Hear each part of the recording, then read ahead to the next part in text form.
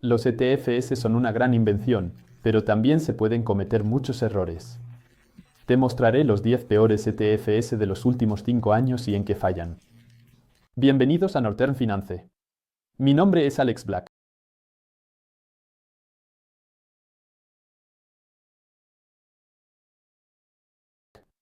En la inversión con ETFs se pueden cometer varios errores, especialmente cuando uno se deja llevar por las emociones o las tendencias, como por ejemplo las energías renovables. Sin embargo, también puedo comprender el deseo de alguien de hacer algo único. En su propia cartera, es posible que no solo quiera construir un portafolio mundial estándar, sino también buscar rendimientos adicionales o reducir los riesgos a través de inversiones específicas en países y sectores individuales. He seleccionado 10 ETFs para este vídeo que han tenido un rendimiento especialmente malo en los últimos 5 años. Por lo tanto, no son fluctuaciones únicas, sino tendencias a largo plazo. Todos los ETFs tienen al menos 5 años de antigüedad y gestionan más de 50 millones de euros. Y si quieres saber más sobre dónde puedes comprar ETFs y acciones que esperemos sean mucho mejores que las que estoy presentando en el vídeo, te recomiendo Trade Republic. Como siempre, este vídeo no es asesoramiento de inversión, solo mi opinión, puedo estar equivocado. Así que empecemos con un ETF que casi está diseñado para pérdidas y definitivamente no debería ser una inversión a largo plazo.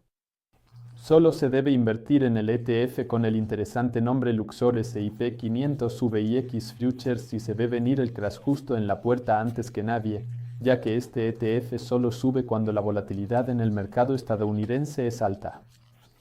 Por eso también la abreviatura VIX para índice de volatilidad.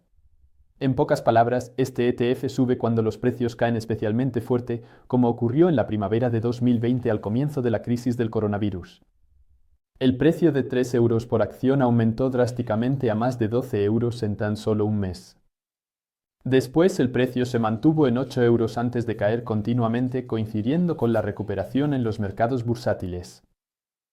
Pero en general, este ETF no es una inversión para mí, ya que constantemente tiene que comprar un nuevo portafolio de contratos de futuros. Este ETF incluye apuestas a 3, 4 y 5 meses sobre el futuro precio del S&P 500. Y estas apuestas, por supuesto, cuestan dinero y deben renovarse constantemente. Así se acumula una pérdida, porque estas apuestas cuestan dinero. Los que, como Dirk Müller, creen en el crash y han mantenido este ETF durante los últimos 5 años, han acumulado pérdidas constantemente, salvo algunos días en marzo de 2020, y hoy tienen un rendimiento negativo del 72%. ¡Wow! Como inversor a largo plazo, no incluiría este tipo de coberturas en mi cartera y en su lugar consideraría construir una reserva más grande para comprar más acciones. Pero con eso realmente se quema dinero activamente, en mi opinión. Y si te ha gustado este vídeo, tómate un momento y déjame un me gusta y suscríbete si aún no lo has hecho y quieres ver más vídeos como este. A continuación pasamos a un ETF de país, el Luxor MSCI Turquía. Como se puede ver en los medios, la inflación en Turquía es mucho peor que en Europa y según datos oficiales, alcanza el 36%. Según investigadores no oficiales, hasta el 60% en un año aproximadamente. Esto daña la economía, ya que la gente compra menos y las empresas invierten menos. El ETF de Turquía en dólares ha perdido cerca de un 50% de su valor en los últimos 5 años, siendo una trampa para cualquier inversor patriótico y para quienes lo tienen en su cartera. Esto también podría dar la vuelta y aquí, por supuesto, hay una gran oportunidad de volver a ascender. Desde mi punto de vista, la crisis en Turquía aún no ha terminado y ahora me parece arriesgado invertir aquí. Continuamos con el X-Trackers Physical Platinum Euro Hate etc., que como su nombre indica, custodia platino físico para los inversores y al mismo tiempo protege el platino comprado en dólares contra las fluctuaciones de la moneda euro. Suena complicado y aumenta costes, algo que inversores a largo plazo no necesitan, como cobertura de divisas entre dólar y euro. En los ETF de bonos, la situación es distinta, se necesita el dinero pronto y se desea recibirlo como pensión. Las coberturas de divisas son costosas y no benefician a los inversores a largo plazo, ya que las fluctuaciones de divisas se equilibran a lo largo del tiempo. Por lo tanto, es un problema con este ETF de platino para inversores a largo plazo. Siempre se debe tener en cuenta que al invertir en metales preciosos, no generan rendimientos y nuevos valores. Los metales preciosos no generan rendimientos para los clientes como las acciones, sino que permanecen inactivos.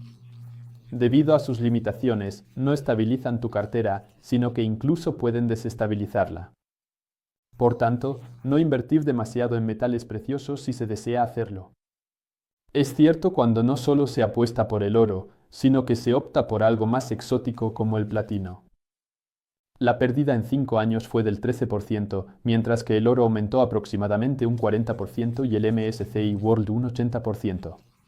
Aunque el 13% no parece mucho comparado con estas ganancias, es significativo. Dejemos de lado los metales por ahora y volvamos a los ETFs de acciones y a Europa, específicamente a un sector. El ISARE Stocks Europe 600 Telecom invierte en todas las empresas de telecomunicaciones de entre las 600 mayores empresas de Europa. Desde mi punto de vista, este es un muy buen ejemplo de una apuesta sectorial y puede ilustrar que las acciones no siempre suben, sino que en este caso han perdido un 5,7% en 5 años. Y desde su lanzamiento en 2001 apenas han logrado un rendimiento del 0,7% al año, lo cual es realmente doloroso si se considera la duración de este periodo y los riesgos que se asumen al invertir en acciones. Aquí se ha ganado menos que la inflación. Prefiero abstenerme de hacer apuestas sectoriales en mi cartera. A menos que tenga un buen conocimiento en un área específica, como por ejemplo en el sector de fintech, cuando invierto en startups de prestamistas, bancos y plataformas. Pero para eso habrá otro vídeo propio, así que no olvides suscribirte. Por ahora, continuamos con el DKDAX Plus Maximum Dividend ETF, que es realmente impresionante. En este ETF se ponderan todas las 120 acciones del DAX, Baxited DAX según los dividendos, y simplemente se compran las 25 acciones con el dividendo más alto, dejando el resto sin adquirir. No es necesario enfatizar que el DAX no necesariamente representa la economía alemana, la mayoría lo sabe, pero también me interesa algo más en este ETF. Quien desee tener un ETF de dividendos auténtico no debería restringirse a Alemania ni a solo 25 acciones, tal como se muestra en este ejemplo. Sería mucho más sensato utilizar un ETF de dividendos global o europeo en este caso, que esté distribuido en varios países y represente mejor a diferentes sectores, ya que en este ETF alemán los bienes de consumo básico están fuertemente subrepresentados, mientras que el sector automovilístico y los bienes no básicos está fuertemente sobreexpuesto. Y tampoco se querría elegir un ETF propio en cada país europeo. Por eso, en mi opinión, es mejor elegir un ETF europeo y ya está. Desafortunadamente, este ETF también tuvo un bajo rendimiento en los últimos 5 años. Solo obtuvo un 5% de rendimiento, mientras que el DAX normal tiene al menos un 34%. La pérdida máxima es mucho mayor con un menos 44% que la del DAX con un menos 25% durante la crisis del coronavirus. En general, este ETF no vale la pena. Continuamos con el HSBC MSCI Latin America ETF, que invierte en países emergentes de América Latina como Brasil, México, Chile, Perú y Colombia. Que el 60% se invierte aquí en Brasil solo se hace evidente a segunda vista. Y aunque el rendimiento por dividendo del 4,38% aquí es atractivo entre las más de 90 empresas en el ETF, esta región y esta apuesta por países han tenido un rendimiento significativamente peor en los últimos 5 años que el enfoque simple de replicar todos los mercados emergentes del mundo. Con este ETF sudamericano, los inversores han perdido un 5% en los últimos 5 años, mientras que con el MSCI Emerging Markets han obtenido un rendimiento del 47%. Puede ser útil elegir un ETF para cada región del mundo, es decir, uno para Sudamérica, Asia, Europa, América, y ajustar la ponderación según sus criterios. Sin embargo, en ese caso también me orientaría hacia el PIB u otros criterios similares, para que no duela tanto este tipo de situaciones como en este ETF, si por ejemplo se tiene una preferencia personal por Sudamérica. A continuación, volvemos al país de origen del capitalismo, los Estados Unidos. Aquí he seleccionado el ETF ISAF S&P 500 Energy Sector, que invierte en empresas energéticas estadounidenses, principalmente en empresas de petróleo y gas. Los precios del petróleo y el gas han aumentado en los últimos 12 meses y también lo han hecho en consecuencia. Sin embargo, el rendimiento anterior fue más que malo, como veremos enseguida. De hecho, este ETF solo ha logrado estar en territorio positivo una vez en los últimos 5 años y por lo demás, siempre ha estado en terreno negativo todo el tiempo. A pesar de que los dividendos se reinvierten, es decir, se capitalizan y no se pagan. Esto significa que este ETF tiene una ventaja adicional, que es llegar más rápido a la zona de beneficios. Aparte de eso, en este momento estamos de nuevo en punto muerto, pero una apuesta sectorial tiene sus riesgos y se potencian aún más cuando se tienen 3 acciones que representan más del 50% del ETF. 3 acciones, sí, eso es una locura. Puedo ahorrarme todo el asunto con el ETF, simplemente comprando esas acciones y sin comisiones de gestión. En general, no invertiría en un ETF que tenga una diversificación tan pobre, sin mencionar la apuesta por sectores. Siempre hay que ver cuánto representan las posiciones principales y si necesito el ETF. Por eso vamos a ver un producto alternativo que hace lo mismo, pero no solo en Estados Unidos, sino a nivel mundial. El ETF Isares Oil y Gas Exploration y Production también reinvierte sus dividendos, por lo que el ETF es bastante comparable. Cartera más diversificada, 3 posiciones más grandes, 30%. Aún así sigue siendo mucho, pero no más del 50%. Los Estados Unidos representan casi 2/3 aquí, lo que se refleja en el rendimiento. En los últimos 5 años, el rendimiento fue similar al del ETF anterior. Sin embargo, se obtuvo un rendimiento del 2% y en su mayoría estuvo en negativo con esta inversión. No hay grandes diferencias aquí. Desde 2011 la inversión ha estado mayormente en terreno negativo y ahora estaría en menos 25%. Ahora, pasando al penúltimo ETF, el Luxor MSCI China ESG Leaders. China y ESG, empresas sólidas en medio ambiente, social y gobierno. ¿Realmente encaja eso? Pregunto de manera provocativa. Aquí invertimos en empresas comprometidas en estos 3 ámbitos en comparación con la competencia. Y este es un punto importante solo en comparación. Así que no estamos comprando ángeles aquí, sino invirtiendo simplemente en las empresas que más hacen, en su competencia, por así decirlo. Pero les recomendaría a todos que revisen los suplementos ESG de esos ETF, donde se explica claramente qué se está haciendo aquí. Y aquí llegamos al punto del manejo del riesgo de carbono, por ejemplo, que el esfuerzo objetivo, es decir, cuán fuerte se está comprometiendo uno para alcanzar el objetivo de producir menos CO2, muestra que el 27% de las empresas incluidas en el ETF están haciendo algún esfuerzo, pero en el 71% no se observan esfuerzos. Esto es algo que hay que reflexionar detenidamente.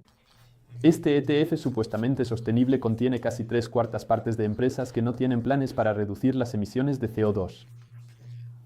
Para mí esto es un engaño de etiqueta. Si es sostenible, entonces que sea de verdad y no algo donde los criterios son tan laxos que al final cualquiera encaja aquí. En la vida real, sería como si visitaras un restaurante vegano y de repente descubres que el 70% de la comida no es vegana, sino que está hecha de pollo. Eso también lo devolvería. No voy a un restaurante vegano para comer carne, y de la misma manera no compraría ETFs sostenibles si en realidad no lo son. Con este ETF los inversores han tenido un rendimiento negativo del 11% en los últimos años, mientras que el índice MSCI China estaba en un 68% positivo. Aquí hay una gran diferencia. Y por último llegamos al VS MSCI World ETF. Sí, seguramente te estarás preguntando cómo un ETF MSCI World termina entre los peores ETFs. Como se mencionó antes, el rendimiento fue del 80% en los últimos 5 años en el MSCI World. ¿Cómo puede este ETF estar ahora en la lista de los peores ETFs? La respuesta está un poco más oculta de lo que la rentabilidad revela, ya que un ETF siempre replica un índice. Y dado que los ETF tienen costos y el índice no, hay una diferencia entre los dos conocida como tracking difference. Cuanto mayor sea esta diferencia, peor será para ti como inversor y más caro será el producto al final del día. También he grabado un vídeo propio al respecto, en el que explico todo detalladamente, y te lo he enlazado aquí y también abajo en la descripción del vídeo.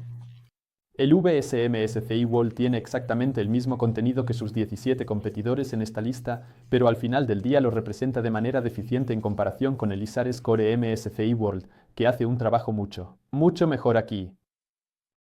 Por lo tanto, verifica siempre la diferencia de seguimiento de tus ETFs antes de comprarlos, junto con la TER, la tasa de gastos total. Y suscríbete a este canal para no perderte novedades sobre tus inversiones con ETFs y préstamos P2P2 veces por semana.